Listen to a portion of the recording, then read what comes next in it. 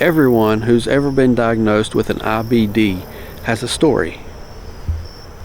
This is my story.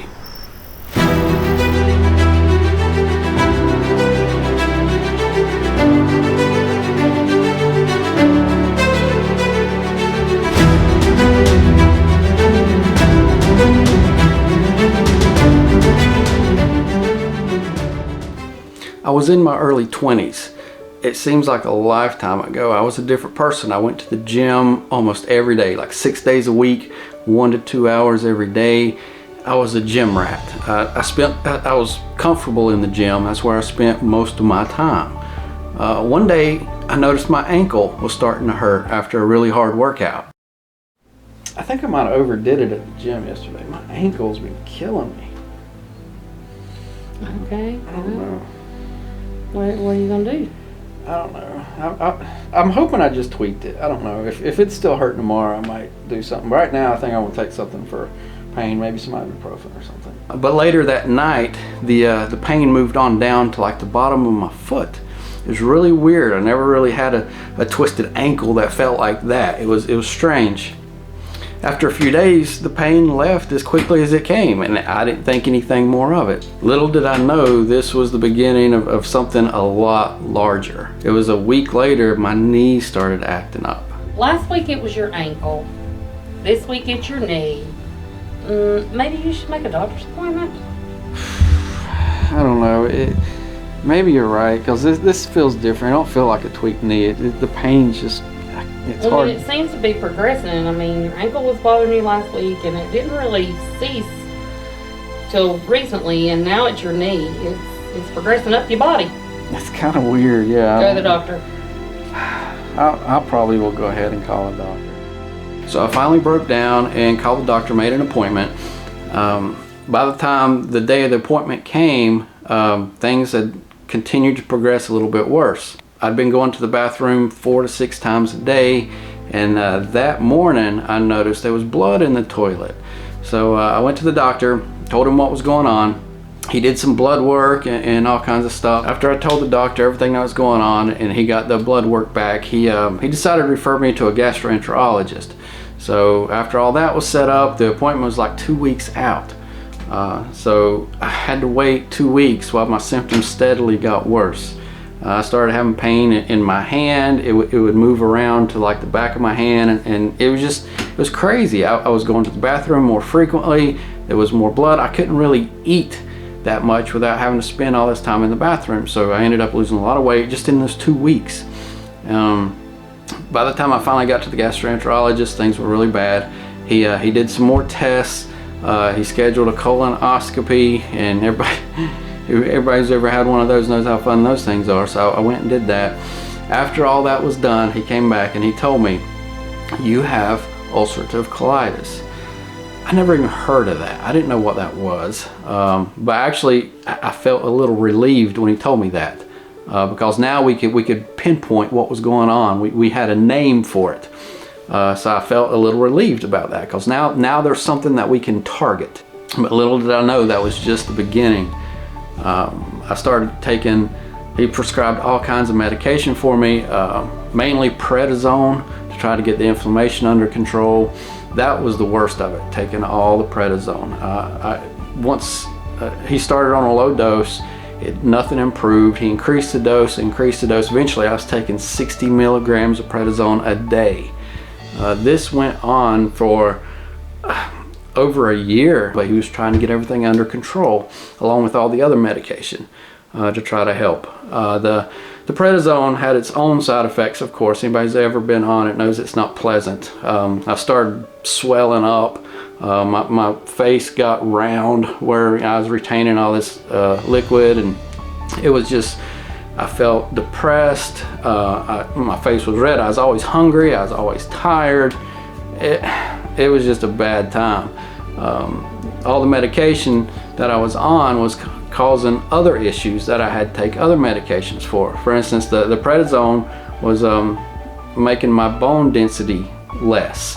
They did a bone density scan because he was concerned about that. When he did the scan, he put me on some other medication to try to help with that. It was terrible during this time trying to get this thing under control. I felt like a guinea pig. Eventually, it did get under control. The medication got regulated. He kept trying a lot of different things, a lot of maintenance drugs to try to keep everything under control. And again, some of them was at the point to where, because of the medication drugs, I had to go and have blood work done almost every month to make sure that my liver wasn't being destroyed from all this medication I was taking. It was crazy. Over the next several years, things were up and down, but it wasn't that bad. I'd have flare-ups that last maybe 2 or 3 months. The doctor would put me on a course of prednisone again and get it under control. That went on for years. I continuously lived with these issues. And a couple of years ago, I had another flare-up, and so I went back to the doctor. We went back through the same thing that we usually do, tried the prednisone, all this stuff, nothing worked. The flare-ups kept getting worse. Come to find out, the medicine had decided to stop working for me. That was very bad. The flare-up was worse than it had ever been before. I couldn't even leave the house hardly. Whenever there was a family function or something like that, I had to watch my family leave without me because I couldn't go anywhere. The symptoms were so bad, I had to stay in the house. I felt like life was leaving me behind and I had no control. This was the worst it had ever been, and I started to get depressed. It was a really bad time for me during all this, whenever the doctors were trying to figure out what was going on and what they needed to do to make it work for me. That's when I figured out that a lot of times it's the little things that really make a big difference in your mental health. We started spending more family time together at home. There were activities that we could do that we really enjoyed, and that helped lift my spirits. And when I started on the medication, things started to improve.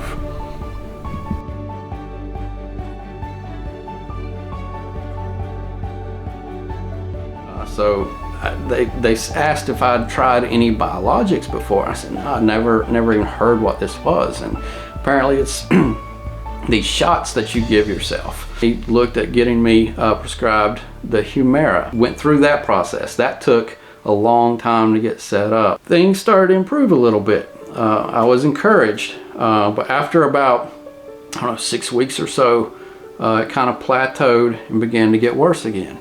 Went back to the doctor, they did some more blood work. Comes to find out, I had developed antibodies for the Humira. And so now the Humira wasn't working. So they decided to try something else. They went with Stelara, which is another medication I'd never heard of. It was another biologic, it was another injectable. After I went through that, the initial dose for that is an infusion. I got some videos up detailing a lot of this stuff. If you want to go back through my channel and check out some of those. But I went through the infusion process. After a few weeks, things started to improve a little bit. The Stelara is 1 dose every 8 weeks. So 8 weeks later, I took my second dose at home, did the injection myself. After the infusion, you can do the injection yourself. Got a video up for that as well. Things started continuing to improve. And now, where I'm at today, things are looking much better than they have in years. I'm very excited about it. I think the Stelara is finally starting to work, but I don't want to get too excited too soon because I'm still got that thing in the back of my mind that, you know, what if my body starts to reject it like it did the Humira? I mean, that's always a possibility. So it's one of these things where you just take a day at a time. That's kind of how you have to do things, because things can flare up at any moment. I made this video to let everybody know how things happened for me. Everybody's going to be a little different, but that was my experience with it. The first warning signs was the joint pain, which the doctor called intraintestinal manifestations. And it can happen, it's almost like arthritis, and it moves around, it comes and goes pretty quick.